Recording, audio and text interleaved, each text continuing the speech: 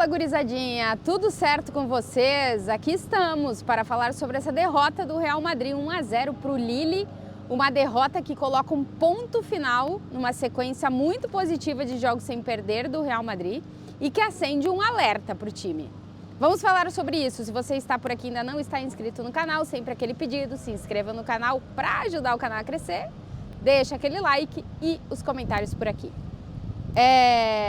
Primeiro dizer que é um vento aqui nesse estádio que, nossa senhora, começou o inverno de verdade por aqui. E começou para o Real Madrid também o inverno, né? Porque o Real Madrid vinha numa sequência, eu falava para vocês ontem na prévia do jogo, é muito absurda assim, né? 36 jogos sem perder, apenas uma derrota no ano de 2024, que foi lá em janeiro, que não foi nem nos 90 minutos, e sim na prorrogação. Mais de um ano sem vencer nos 90 minutos, sem perder nos 90 minutos, naquela derrota para o Atlético de Madrid em La Liga. 14 jogos sem perder em Champions.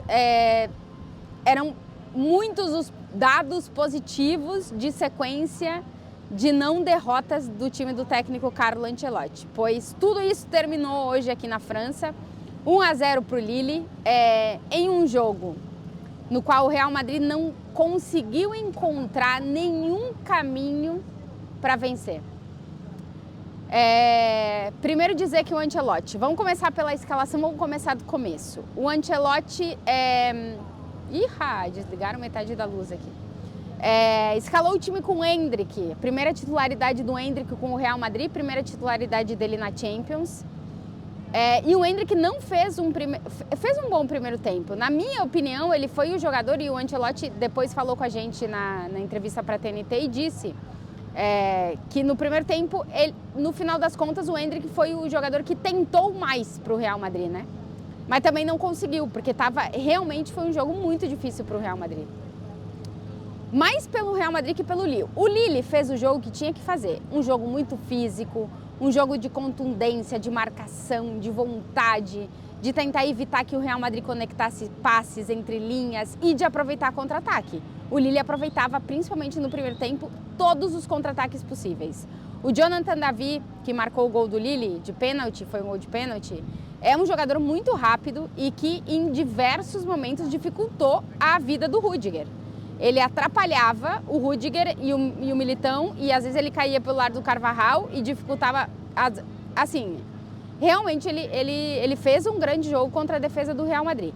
Uma defesa que não esteve acertada em praticamente nenhum momento, assim, em muito poucos momentos do jogo a defesa teve acertada, tanto é que a primeira substituição que o Ancelotti faz é tirar o Mendy para colocar o Fran Garcia, que dá um pouco mais de profundidade no ataque, e aí o Ancelotti coloca o Vini um pouco mais por dentro, deixando a lateral um pouco mais para o Fran, porque ele é um lateral mais ofensivo.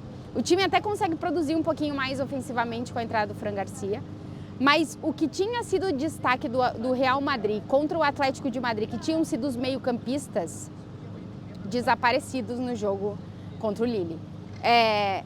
O Tchouaméni terminou jogando de zagueiro, porque com a saída do Militão para a entrada do Mbappé, o Mbappé que não começou o jogo como titular, começou no banco, mas entrou na segunda parte, o Ancelotti costuma fazer as substituições no minuto 65, mais ou menos. Ele botou o Fran Garcia no intervalo, e dos 54 ele já botou o Modric e o Mbappé em campo para tentar encontrar alguma solução para o time. Mas, repito, os meio-campistas que tinham sido chave para o Real Madrid, quase venceu o Atlético no derby, não foram bem no jogo de hoje. O Tchouaméni, como eu disse, terminou como zagueiro. O Camavinga estava voltando de lesão, foi o primeiro jogo do Camavinga na temporada. Ainda falta aquele ritmo competitivo, né? Isso é um pouco normal. Mas muito errático nos passes. Assim, não só o Camavinga, o Valverde, que faz um grande início de temporada com o Real Madrid, não fez um bom jogo. E o Bellingham, a sensação que eu tive no campo é que em determinados momentos ele estava um pouco desesperado, porque parecia que o time não ia encontrar uma solução. Então ele já estava indo de carrinho em todas as bolas. Tem um lance que me chamou a atenção e foi no segundo tempo, quando o Real Madrid estava atacando para lá, eu estava atrás desse gol aqui, que o Bellingham tenta uma jogada, ele não consegue, ele cai ele ajoelha-se, cai no campo e bota as mãos assim, no sentido de desespero mesmo, porque não estava conectando nada, assim, o Real Madrid estava errando muitos passes, não sendo contundente nas jogadas, fisicamente não conseguiu vencer o Lille, que se impôs fisicamente, e tem um problema que o Real Madrid, quando não joga bem nessa temporada, que costuma ser nos primeiros tempos, na segunda parte o time se encontra, mas o jogo de hoje aqui foi um grande primeiro tempo, que é a velocidade com que o time toca a bola, com que a bola gira.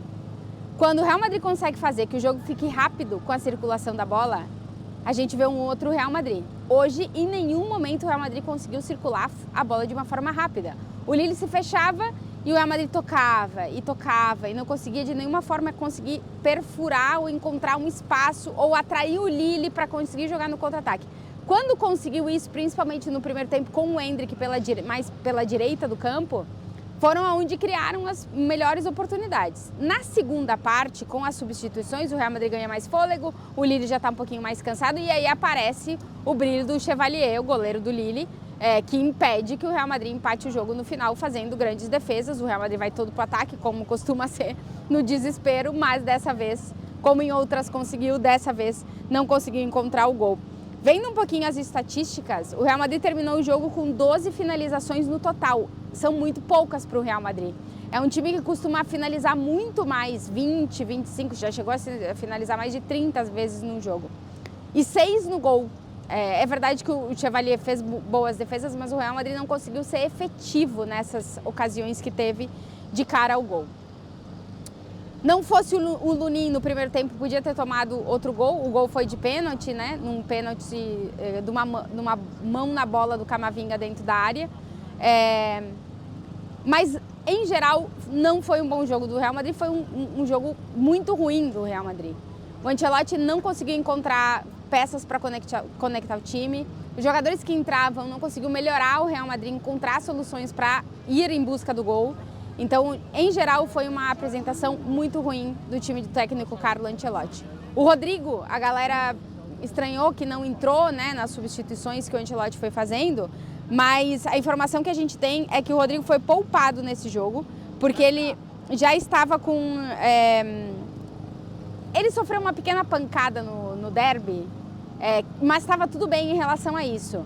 Mas por questão de carga de minutos de muitos jogos, de sequência, de desgaste, o Real Madrid está olhando muito bem para não lesionar mais jogadores, né? Então a opção hoje foi por poupar o Rodrigo, por isso que a gente não viu o Rodrigo em campo com o Real Madrid nessa partida. Entraram o Fran Garcia, que foi a primeira substituição, depois o Modric e o Mbappé logo no início do segundo tempo, e depois ainda entrou o Arda Güler para tentar controlar, ficar um pouco mais com a bola e tentar ser um pouquinho mais agressivo no jogo ofensivo, mas, repito, meu cabelo tá horroroso aqui.